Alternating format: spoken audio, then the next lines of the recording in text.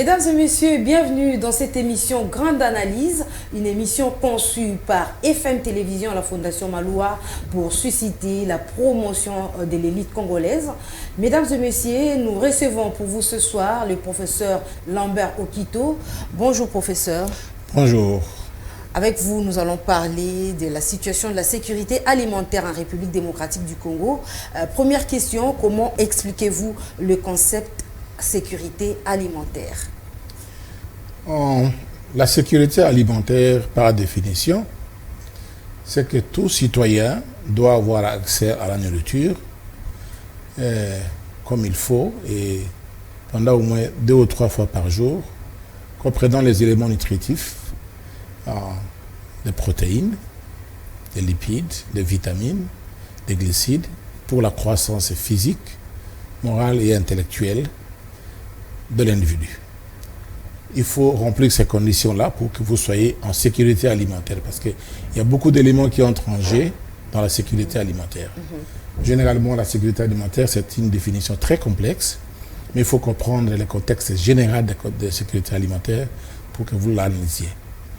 Mais professeur, y a-t-il une différence entre la sécurité alimentaire et la sécurité nutritionnelle? Bien sûr. La sécurité alimentaire englobe tout. La sécurité nutritionnelle, c'est un volet de la sécurité alimentaire. Donc il y a une différence. Quand vous parlez de la sécurité alimentaire, c'est que vous parlez seulement des éléments nutritifs et de la sécurité nutritionnelle. Vous incorporez seulement les éléments nutritifs qui peuvent jouer sur la santé de l'individu. Tandis que la sécurité alimentaire comprend tout. C'est comme un chapeau qui a beaucoup de branches. Mais quels sont, lorsqu'on parle de la sécurité alimentaire, quels sont les éléments de base qu'on retrouve? Prenons le cas simple. Ici à Kinshasa, il y a très peu de gens qui mangent 3 fois par jour. Et ceux qui mangent peut-être 1 fois par jour, qu'est-ce qu'ils mangent? J'ai toujours parlé de la chikwanga par exemple, et le makayabo. Les gens mangent la chikwanga, le makayabo, ils sont rassasiés, ils sont contents.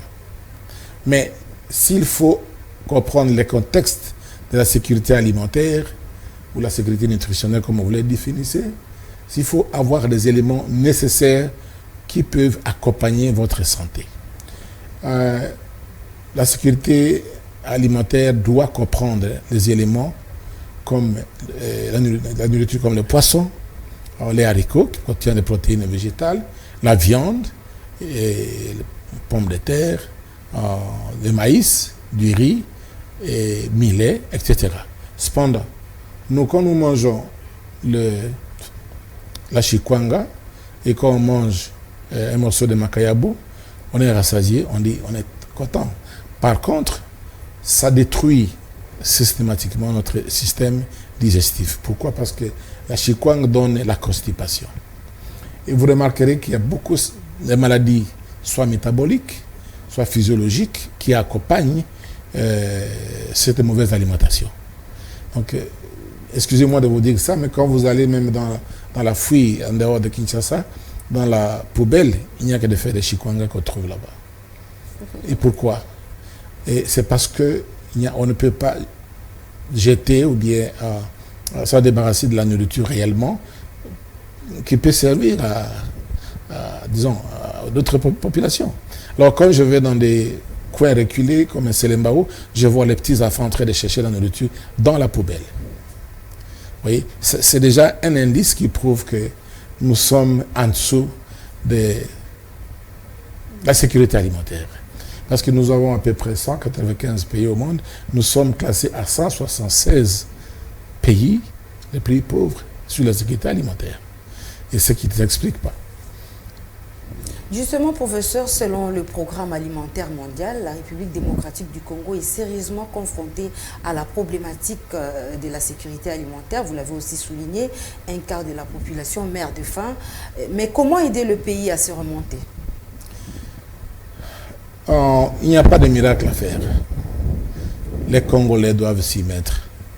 C'est-à-dire? Nous devons travailler pour notre pays. De quelle manière? Qu'est-ce que nous manquons pour que nous soyons les greniers de l'Afrique, comme je l'ai dit dans d'autres émissions? Qu'est-ce qui nous manque? Ce pays est vachement béni. Je l'ai dit dans l'émission précédente que c'était un scandale agricole, pas seulement minier. Vous allez dans beaucoup de pays de l'Afrique du Nord ou de l'Est, il y a la sécheresse. Et au Congo, il n'y a pas un coin où il n'y a pas la verdure. Il n'y a pas un coin où on ne peut pas produire quelque chose. Je crois que c'était en 2020, quand le feu Monseigneur Moulumba vivait, je lui ai fait un plan d'action comment relever le Congo de l'insécurité alimentaire que nous vivons. Et l'idée que le président a emboîté aujourd'hui de 145 territoires, c'est l'une des idées que j'avais suggérées au président, au feu Monseigneur Moulumba, parce que j'ai constaté que nous n'utilisons pas nos ressources naturelles comme il se faut. Nous avons un pays où la biodiversité est pratiquement la seconde après l'Amazonie. Mais nous ne faisons rien avec ce que nous avons comme richesse agricole. Et les facteurs clés pour la production agricole, c'est d'abord l'eau, la température, l'humidité et le climat. Mais nous avons tous ces éléments-là. Il n'y a que 2 mois de l'année où il ne pleut pas au Congo. Et quand vous mesurez les taux de pluviométrie au Congo, il n'y en a pas un pays comme le Congo qui a ces taux de pluviométrie. Aujourd'hui, il a plu depuis 3 heures du matin. Allez en Éthiopie. On prie pour que la pluie tombe. Allez en Namibie. Les gens se font des prières incroyables pour qu'il pleuve. Et pourtant, nous n'avons pas besoin de prier pour que la pluie tombe. Nous avons une des plus grandes forêts équatoriales. La forêt équatoriale est l'une des plus grandes après l'Amazonie au monde. Mais à quoi ça nous sert? Pourquoi nous ne pouvons pas nous y mettre et travailler et nourrir la population en détresse? Qu'est-ce qui nous manque? Nous avons des ressources humaines, nous avons des ressources naturelles, nous avons des ressources biotechnologiques. Pourquoi nous ne pouvons pas être le premier en Afrique, pourquoi pas au monde, à produire? C'est la question que je me pose jusqu'à aujourd'hui, une équation difficile à résoudre, parce que nous ne devrions pas voir cette insécurité alimentaire au Congo. Ça devrait être dans notre vocabulaire, parce que nous avons tout ce qu'il faut pour devenir les greniers. Vous savez, dans les temps, quand j'étais étudiant, d'ailleurs, on disait, bon, quand vous faites les cours de géologie, producteur de ceci, Congo, producteur de ceci, Zaïre. Mais c'est le passé. Qu'est-ce que nous faisons pour notre population en détresse sur la sécurité alimentaire? Il est clair que si nous ne nous émettons pas, nous allons continuer toujours à importer la nourriture. Et quand on importe même la nourriture, il y a des effets.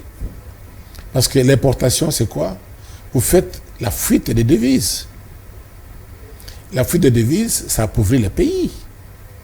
Les jeunes gens cherchent du travail. Il y a combien de chômeurs au Congo, Kinshasa? Pourquoi nous avons le chômage aussi galopant?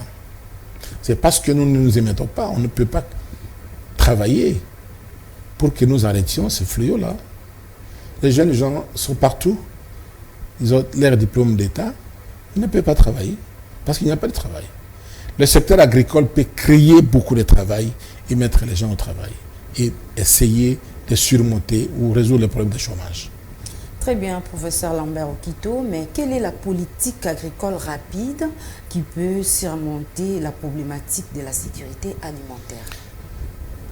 Oui, madame, je crois que la politique agricole dépendra des autorités qui ont la décision. Moi, je suis un technocrate. Ouais. Je peux donner des idées, je peux donner des stratégies, mais qui doivent être appliquées par ceux qui ont la décision. Je vous ai dit que j'ai remis un mémo. Un plan d'action. Vous avez proposé quelques... J'ai soumis un mémo au président de la République. Je ne sais pas s'il a reçu ou pas, sur la théorie que j'ai trouvée qui doit marcher pour le Congo. Je suis un conférencier international. j'ai visité à peu près 77 pays au monde. J'ai donné des conférences partout. Mais notre Congo est différent. Pourquoi? Parce que j'ai l'impression que les gens ne s'occupent pas des pauvres. Nous sommes un peu égoïstes. Moi, j'ai mangé. Que vous ayez mangé ou pas, ce n'est pas mon problème. Or, la loi de la nature est qu'il faut servir les voisins qui est dans les besoins. Je ne peux pas manger aujourd'hui et boire et vous laisser vous affamer. Même sur le plan religieux, c'est l'égoïsme. Le Congo a tout ce qu'il faut pour réussir. Est-ce qu'il y a une volonté des décideurs? Je ne vais pas appeler ça volonté politique, mais des décideurs. Parce qu'il y a beaucoup de chaînes dans la politique agricole congolaise. Est-ce que... Qui décide? Est-ce que c'est le gouvernement? Est-ce que c'est le ministre? Est-ce que c'est le directeur? Est-ce que c'est qui? Je ne connais pas la chaîne de production dans ces cas-là. Mais si, prenons le cas simple, si nous mettons des semences améliorées aux paysans de maïs, si nous mettons des semences améliorées de tomates, oignons aux paysans, et nous leur disons, voici ce qu'il faut faire, qu'est-ce que ça va donner? Ils vont produire, on va les encadrer et ça va servir la nourriture pour la population. C'est dans ce cadre-là que j'ai donné les idées. Il faut qu'il y ait des coopératives agricoles. Et qu'est-ce que c'est une coopérative agricole? C'est l'union de producteurs qui vont s'attendre sur certaines bases de production. J'étais pratiquement dans beaucoup de provinces du Congo. J'étais au Nord Kivu, Sud Kivu, au Bandundu, je viens même de Bas-Congo, il n'y a pas longtemps. Mais nous avons tout. Est-ce qu'il y a-t-il échange sur le plan commercial, agricole, entre les provinces? Le Bas-Congo nourrit Kinshasa. Le Bandundu aussi. Mais Kinshasa n'est pas le Congo. Il faut compter d'autres provinces comme le Kasaï, comme le Katanga, le Lualaba et Kisangani et autres. Pourquoi on ne pouvait pas faire une politique agricole diversifiée dans notre pays? Je donne un exemple concret. Le Kasaï produit des arachides. Le Katanga produit le maïs. Ne peut-on pas faire un échange entre les gens qui produisent le maïs et puis ceux qui produisent les arachides et acheter les uns les autres et mettre l'argent dans l'économie congolaise? Parce que si moi je vais au Katanga aujourd'hui, je vais acheter les maïs, j'amène de l'argent au Katanga, qui n'est pas à l'étranger. Et ceux des Katanga viennent au Kasaï pour acheter des arachides, ils amènent aussi de l'argent. Cet échange-là peut promouvoir le secteur agricole. Et je ne sais pas si je peux parler de ça encore aujourd'hui. Je parlais de la triangle de la vie, du triangle de la vie, pardon.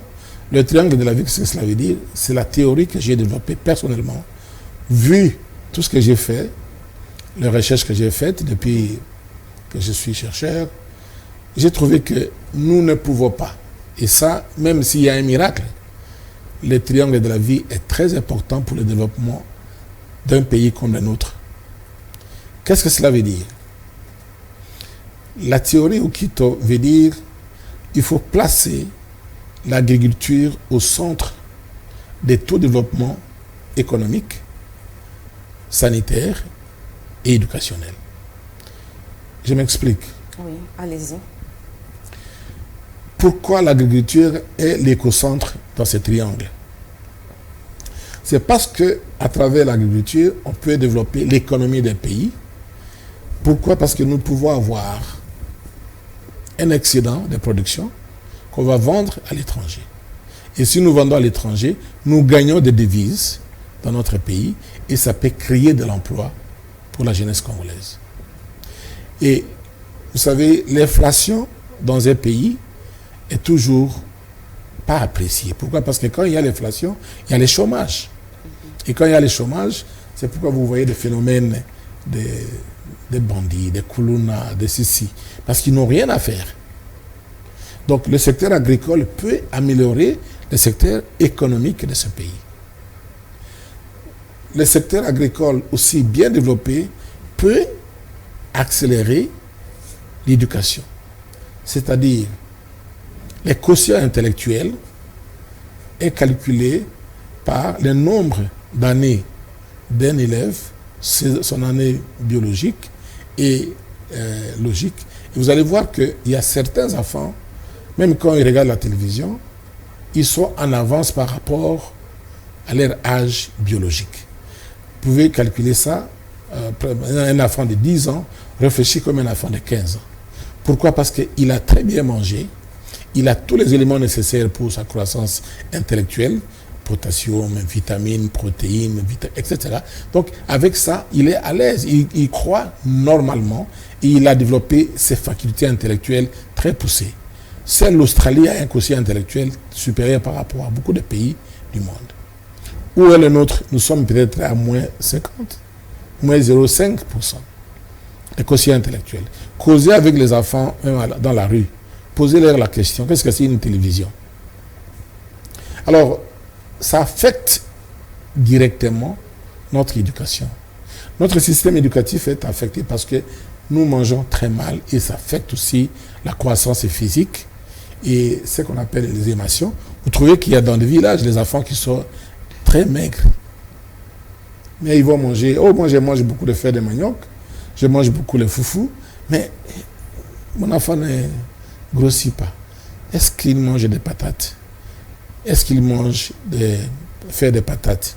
Est-ce qu'il mange ce que vous appelez des lenga-lenga? Il mange des fruits? Non. Alors, malheureusement, il y a une fois, j'ai reçu l'équipe de Vita Club il y a des années, et un gars qui dit, ça fait 5 ans que j'ai mangé la banane. Ça c'est du Congo. Je vous dis, ça fait 5 ans que j'ai mangé la banane. Alors, c'est un fruit important pour notre système. Ça, c'est le côté éducation. Maintenant, quand vous voyez dans le secteur santé, l'espérance de vie au Congo est de combien? Par rapport à d'autres pays de l'Afrique de l'Est ou Afrique de l'Ouest. Nous sommes en dessous, je crois moins de 65, tandis que les autres sont à 70. Donc, si vous avez un parent qui ne mange pas très bien du 1er au 30, comment sera sa santé? Parce qu'il manque certains éléments pour sa croissance, pour même son entretien physiologique. Des maladies métaboliques qui vont se déclencher. Parce que, vous voyez les gens qui meurent de crise cardiaque. La crise cardiaque n'est pas nécessairement par des soucis. Mais il y a des éléments comme le potassium qui manquent dans les corps. Quand on fait des analyses métaboliques, vous trouvez que le potassium manque dans le sang et ça peut provoquer des crises cardiaques parce que les battements du cœur est en fonction des taux de potassium dans le sang. Oui.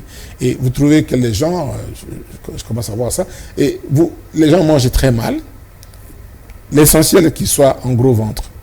Or, manger et avoir ces poids, on appelle ces déséquilibres, est un danger permanent pour la santé des Congolais. Professeur Lambert Okito, mais comment faire pour manger bien? Une très bonne question. Comment faire pour manger bien? Il faut produire beaucoup et amener tout ce qu'il faut pour la croissance physique, intellectuelle, morale et spirituelle de la population. C'est-à-dire? Il faut que nous ayons les éléments, les denrées alimentaires qui peuvent nous aider à nous nourrir correctement. Nous, les Congolais mangent beaucoup de fèves de manioc. Je ne suis pas contre ça, mais je ne suis pas pour. Pourquoi? Parce que les fèves de manioc n'apportent qu'un peu d'éléments de fer pour la synthèse métabolique. Et de manioc en soi, qu'un peu d'énergie. Mais si vous mangez équilibré, vous avez, par exemple, pommes de terre, il y en a on produit à Bukavu, dans le sud de Kivu. Vous avez les riz, on produit partout dans les Congo. Vous avez les haricots, on produit partout dans les Congo. Les maïs, les arachides, l'huile de palme, le cacao, le café. Vous avez tout au Congo. Pourquoi est-ce qu'on ne peut pas consommer ce que nous mangeons? Le gros problème, c'est quoi? Nous ne produisons pas assez pour notre consommation, même familiale. Alors, je vois les gens qui font des biteku à côté Et puis ils disent, ça c'est mon jardin. J'étais à Boma le week-end passé, et quelqu'un qui prend des boutures de manioc dans son petit jardin, puis il va couper des feuilles de manioc. Vous voyez, ce sont des indices de la pauvreté. Ce sont des indices qui me montrent que le pays ne va pas bien sur le plan alimentaire. Ce matin, quand je venais, j'ai vu, il y a un monsieur qui vient avec une voiture pleine de feuilles de manioc. Et c'est ce que les gens mangent. Combien de temps vous mettez les feuilles de manioc sur le feu avant de pouvoir manger? Et tous les éléments nutritifs sont très sensibles à la chaleur. Des protéines, des vitamines, des lipides, des glucides, etc. Mais quand vous préparez des feuilles de manioc, vous ajoutez aussi l'huile de palme. Alors, je ne peux pas entrer en détail dans le domaine nutritionnel parce que c'est très inquiétant pour moi, étant expert. Mais je crois que nous devons changer nos habitudes alimentaires pour que nous nous attelions à ce que les gens font dans le monde. J'ai vu ce petit pays, la Côte d'Ivoire, émerger sur le secteur agricole. Quand j'étais directeur de recherche, j'ai contribué énormément pour ce pays. Aujourd'hui, la Côte d'Ivoire est la première productrice de cacao au monde. Ce n'est pas un miracle, c'est le travail. Pourquoi nous, Congolais, nous ne pouvons pas nous y mettre? Pourquoi avons-nous les yeux? Je suis parti au plateau Bateke, tout le monde produit des manioc. Que faut-il produire? Quand vous voyez le problème clé, c'est quoi? Il n'y a pas des études préalables, pédologiques, climatologiques et même phytosanitaires avant de produire. Je ne vais pas citer de noms, mais j'ai visité beaucoup de fermes, des hommes d'affaires, des gens qui sont bien au pays. Et ils achètent un terrain, je vais produire des manioc. Est-ce que vous avez fait l'étude pédologique pour savoir si ce sol-là correspond à la production des manioc? Qu'est-ce que le manioc apporte ou qu'est-ce que le manioc retire du sol? Le manioc, c'est une culture qui a beaucoup plus besoin de potassium pour faire des tubercules. Ça consomme beaucoup d'engrais. Et le système de production de manioc consomme beaucoup d'énergie aussi. Mais si vous produisez le haricot, ça fait 2-3 mois. 2 mois, vous pouvez commencer déjà à faire les haricots verts. C'est très riche. Si vous produisez les arachides, 4 mois, vous avez déjà des arachides, c'est très riche. Les riz, 3 mois et demi, même en savane, vous pouvez produire les riz. Pourquoi nous devons nous atteler avec une culture qui ne nous donne pas assez d'éléments nutritifs? Je n'accuse pas le colonialisme, mais ils nous ont en quelque sorte induit en erreur, parce que le Congo devrait être plus que l'Afrique du Sud. Ça, je l'ai dit et je sais pourquoi. J'ai visité l'Afrique du Sud, j'ai visité l'Égypte, donc depuis l'Afrique du Sud jusqu'en Égypte, partout, comme je vous ai dit, j'ai fait 77 pays au monde, mais nous n'avons pas vraiment besoin d'importer la nourriture au Congo. On n'a pas besoin d'importer la nourriture. Même les poissons. Le lac Tanganyika est le second lac au monde, après Baïkala en Russie, qui contient beaucoup de poissons. Qu'est-ce que nous faisons avec le lac Tanganyika? Il y a le lac Mwero. Il y a le lac Ndombe. Il y a beaucoup de ressources en eau au Congo. Qu'est-ce que nous faisons pour faire même ne fût-ce que la pêche, même artisanale, pour nourrir la population? Vous voyez? Donc, quand vous posez ce genre de questions, moi, personnellement, je me pose la question, moi-même aussi, dit, qu'est-ce que nous avons fait pour être dans une insécurité alimentaire au Congo? Nous ne devions pas l'être. J'étais un jour au port de, comment on appelle, le beach, et j'ai vu les gens venir avec des maniocs de Congo-Brazzaville. Ils sont en train d'importer ça au Congo-Kinshasa. Pour un expert comme moi, ça m'a donné vraiment beaucoup de la peine. Ils importent les maniocs de Congo-Brazzaville. Vous ne savez pas ce que ces maniocs-là peuvent faire pour la production agricole au Congo. Ce qu'on appelle les phytosanitaires. Parce que le fait de manioc, vous déracinez ça, vous avez la terre. Cette terre peut avoir des bactéries, peut avoir des champignons, peut avoir des micro-organismes qui peuvent affecter la production agricole au Congo. Le Brésil, en 1980, a importé certains matériels chez lui, qui a dévasté toute la culture des caoutchoucs. Et ça a coûté beaucoup cher à ce pays. Mais nous n'évaluons pas ça parce que nous n'avons pas un contrôle, ce qu'on appelle biosécuritaire. Les gens viennent avec des fleurs à la mer de Dubaï. Ils sont dans l'avion, ils entrent avec. Où est notre contrôle phytosanitaire? Pourquoi nous ne devons pas protéger notre sol? La biosécurité. Je ne vais pas aller dans le détail des recherches pour les OGM qui sont déjà présents au Congo, avec notre système écologique. Les OGM, étant un scientiste, un scientifique, un chercheur, je ne suis pas pour, je ne suis pas contre, mais ça dépend de quel contexte on peut utiliser les OGM. Les OGM veut dire les organismes génétiquement modifiés, soi-disant qui amènent, qui donnent une réponse à la sécurité alimentaire parce qu'on peut produire beaucoup avec des moindres coûts. Mais je sais ce que c'est. Quand on appelle organisme génétiquement modifié, c'est quoi? C'est des clones. On ajoute un élément de plus pour protéger contre la piqûre d'insectes ou des maladies bactériennes, virales, fongiques, et on crée une certaine résistance. Mais cette résistance qu'on crée, c'est bien dans des conditions où on peut contrôler. Mais chez nous ici, on va contrôler quoi?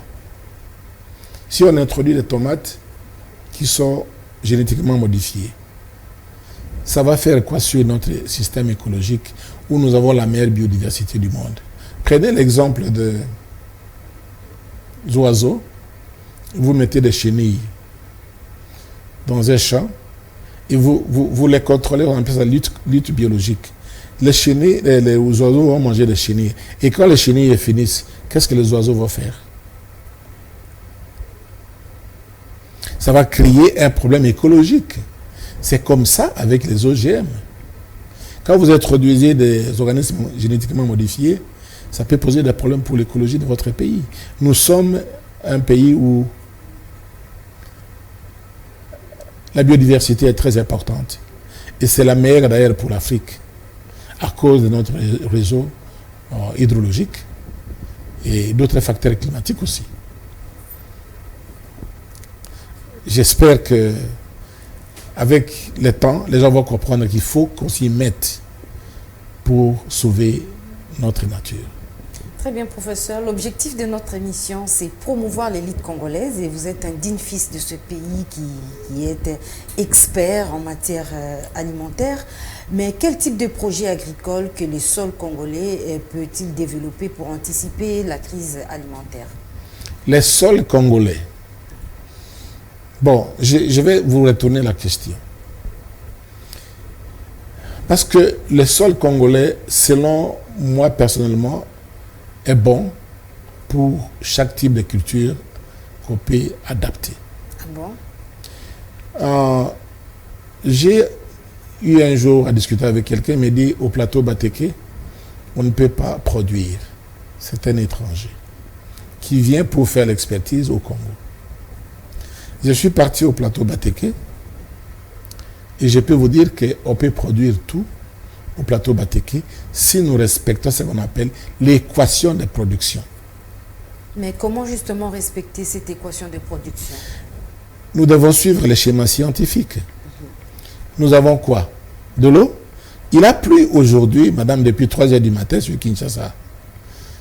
Allez en Éthiopie. Posez-leur la question, quand est-ce qu'il a plu? C'est déjà 6 mois passés. L'Éthiopie produit maintenant la vigne. Et ici au plateau Bateke, les gens vous diront non, on ne peut pas produire le maïs.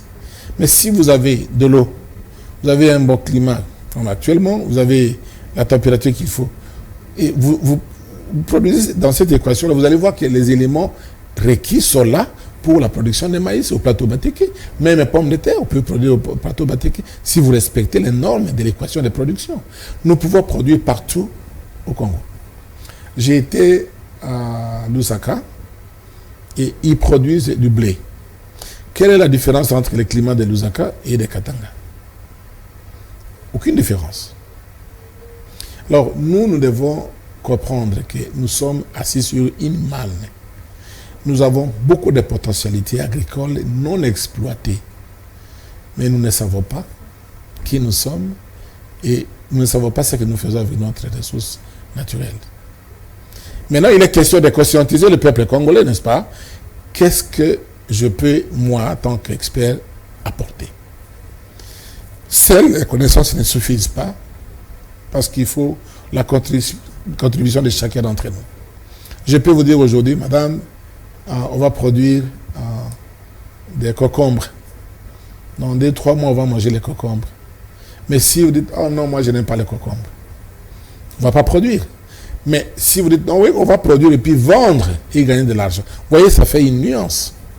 Donc, nous devons nous mettre dans la tête que nous, notre pays, c'est nous qui devons le faire. C'est nous qui devons le faire avancer et le faire fonctionner. Il n'y a pas deux pays que nous avons à part le Congo. Parce que nos ancêtres, nos aïeux, nos cordons ombilicaux ont été enterrés ici et nous mourrons toujours ici. Donc, si nous voulons compter sur l'extérieur pour nous faire ce que nous voulons, ça ne marche pas. Nous devons compter sur nous-mêmes pour faire avancer notre pays. Professeur, il y a une question. Nous devons compter sur nous-mêmes pour faire avancer notre pays, mais il y a un problème des pollutions environnementales croissantes, vous le savez, avec les réchauffements climatiques. Il y a beaucoup d'effets qui sont évoqués. Que faire pour la RDC par rapport à ça? Non, madame, vous savez très bien que la forêt équatoriale, c'est un cadeau pour l'humanité.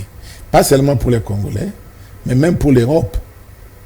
Parce qu'avec ce qu'ils ont trouvé, c'est pas la toundre, quelque part, qui s'engagent autres, ça peut alimenter, ça peut aider même l'Europe centrale. Les réchauffements climatiques existent, mais le Congo, probablement, n'a pas encore eu autant d'effets sur ces plans-là.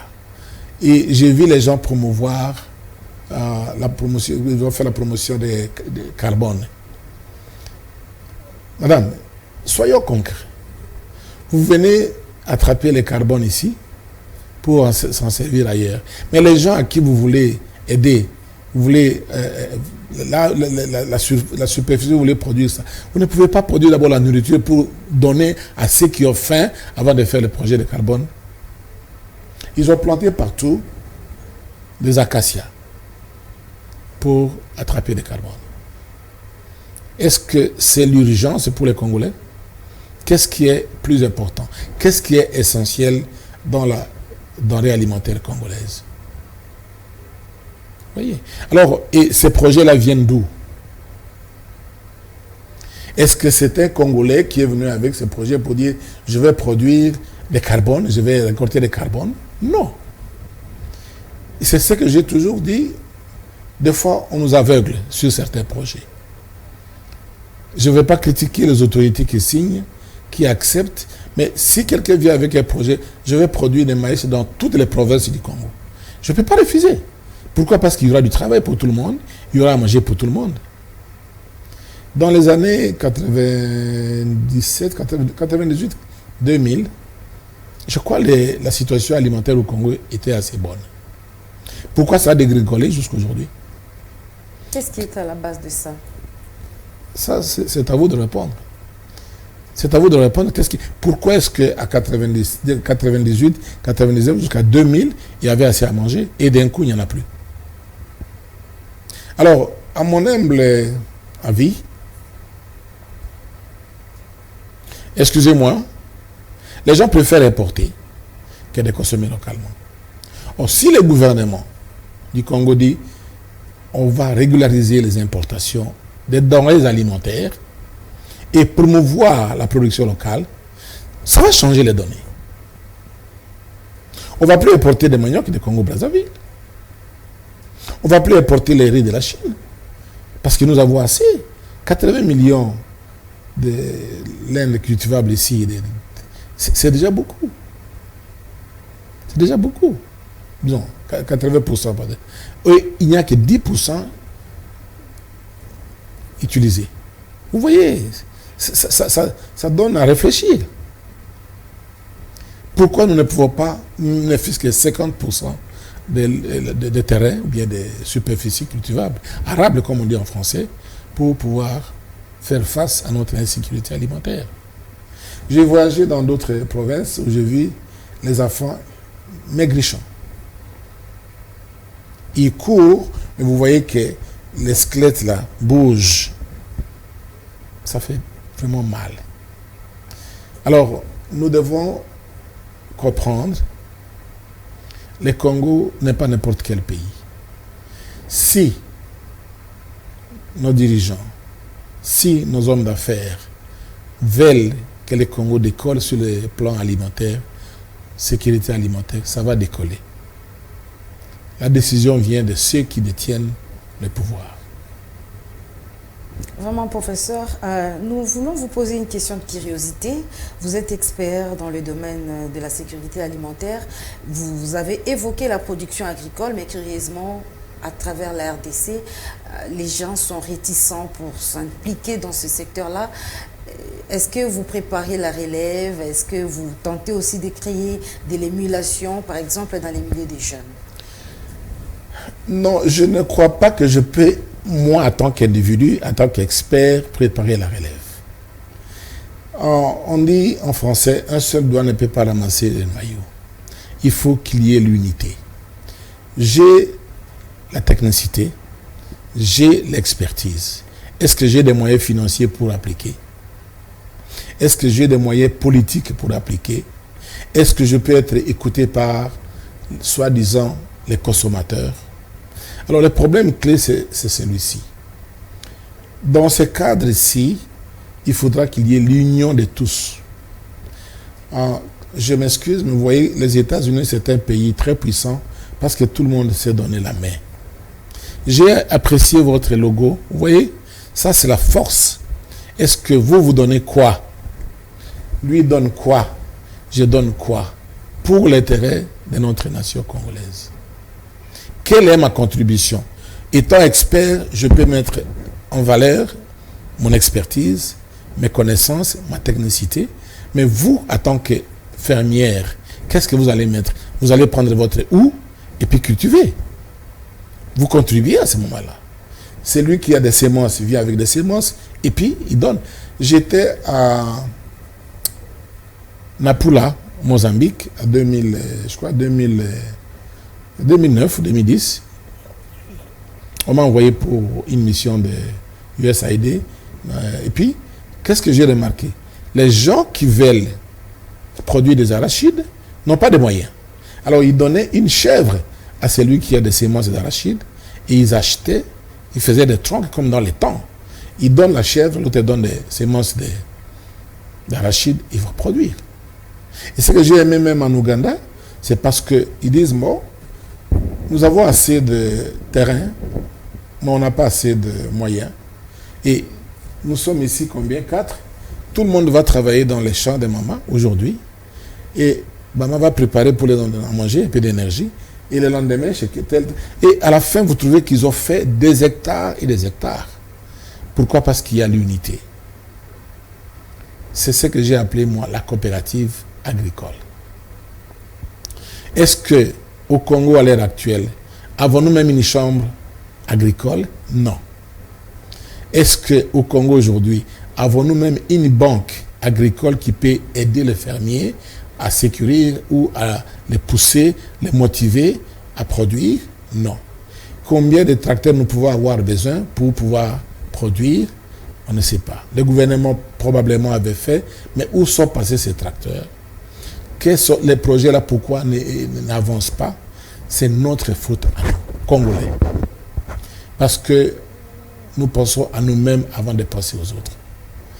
C'est le grand défaut que j'ai remarqué personnellement, que nous ne sommes pas très coopératifs. Mais moi qui vous parle, je ne crois pas que j'ai besoin de chercher du travail. Mais j'ai besoin d'aider les gens qui sont dans le besoin. Mais quand vous allez voir les responsables du domaine santé ou agricole, ils vous mettent toujours à l'écart. Ils pensent que vous venez pour leur arracher leur pain. Je n'ai pas besoin de ça. Mais je sens que j'ai aidé beaucoup de pays, mais le mien, je n'ai rien fait. Je viens à votre secours, mais on me repousse. Pourquoi? Ça, c'est l'air politique. Espérons que cette fois-ci, à travers cette émission, l'occasion vous sera accordée. Il y a ceci, madame. Demain, je pars pour l'Afrique de l'Ouest. Je suis attendu pour donner 4 conférences à Accra, à Lomé, à Abidjan et puis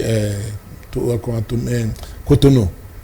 Ces conférences-là, je les donne parce qu'ils m'invitent à qualité d'un expert dans le domaine de la sécurité alimentaire. Le Congo, quand j'arrive, c'est mon pays. Oui. Je suis effacé. Je me rappelle bien, il n'y a pas longtemps, c'était en Namibie. Je ne savais même pas que les gens m'attendaient à l'aéroport. J'ai fini les formalités de l'immigration, je sors. C'est terrible. Oh non, prof, ils m'ont pris dans la voiture, je ne sais même pas. J'ai trouvé ma valise à l'hôtel, en Namibie. Même chose en Égypte, dans beaucoup de pays. Pourquoi? Parce qu'ils connaissent au moins que je leur apporte une matière rare qu'ils ont besoin. Dis-moi au Congo qui connaît que je leur apporte une matière rare. Dis-moi au Congo, ceux qui me connaissent au moins, les amis, l'entourage. Oui, vous savez, il y a Business Economic qui a fait un article, je crois, de 7 ou 8 pages sur moi. Et ils m'ont interviewé quand j'étais chez moi. Oui. J'ai dit, mais oui, voilà, les gens qui connaissent au moins la valeur de leurs compatriotes, de leurs concitoyens. Et je ne pense pas que cet égoïsme des détenteurs de pouvoir nous aide. Il faut que nous ayons l'ouverture d'esprit. Nous sommes un peu bornés. Moi, j'ai ce poste-là, j'ai mon bic, c'est moi qui dois signer pour que l'argent sorte. Et c'est moi seulement qui dois le faire. Non, il faut qu'il y ait quelqu'un qui peut vous substituer à cas de maladie, à cas d'empêchement. Mais non, chez nous, c'est terrible. La culture internationale que j'ai acquise m'a ouvert l'esprit de partage. Je vous répète, madame, je n'ai pas besoin de chercher du travail au Congo. Je crois que j'ai travaillé pour assurer mon avenir sans m'inquiéter.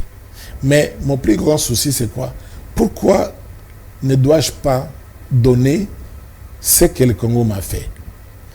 Quelles que soient les études que j'ai faites à l'extérieur, mais la base, les noyaux, la cellule de mon expertise se trouve au Congo.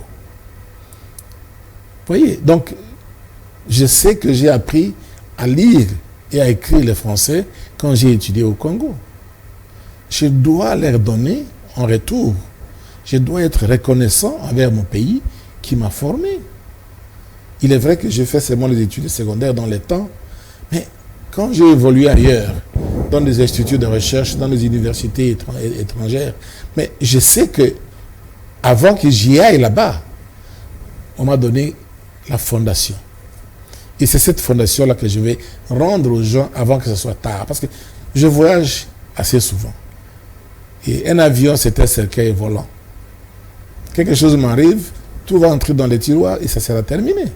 Et si je peux donner ce que j'ai acquis, ce que j'ai eu à mes jeunes frères, à mes compatriotes congolais, qui peuvent aussi s'en servir, même dans ma tombe, je serai heureux. Vraiment, professeur Lambert Okito, un mot pour clôturer cette émission. Le mot, c'est quand même, moi je voudrais bien qu'il y ait l'unité pour produire et nourrir le peuple congolais. Mon plus grand souci est que tout le monde mange à sa faim. Les pays européens ou américains ne s'occupent pas de la politique pour vivre. Au Congo, c'est la politique qui fait vivre. Si nous développons le secteur agricole, personne ne va s'occuper de la politique. Parce que tout le monde trouvera ce chemin économique. Tout le monde trouvera ce moyen pour nourrir sa famille. Donc, le plus important, c'est pouvoir payer les études, les habits, les factures des hôpitaux et manger à sa faim. Et tout cela peut se faire dans le secteur agricole. Si on s'y donne, nous devons travailler dans l'unité et pas séparément ou singulièrement. Sans unité, nous ne pouvons aller nulle part Et le secteur agricole, c'est les poumons. Le secteur agricole, c'est la panachée de la réussite économique, sanitaire et éducationnelle. Merci beaucoup, professeur. C'est la fin de cette émission Grande Analyse. Mesdames et messieurs, merci de nous avoir suivis.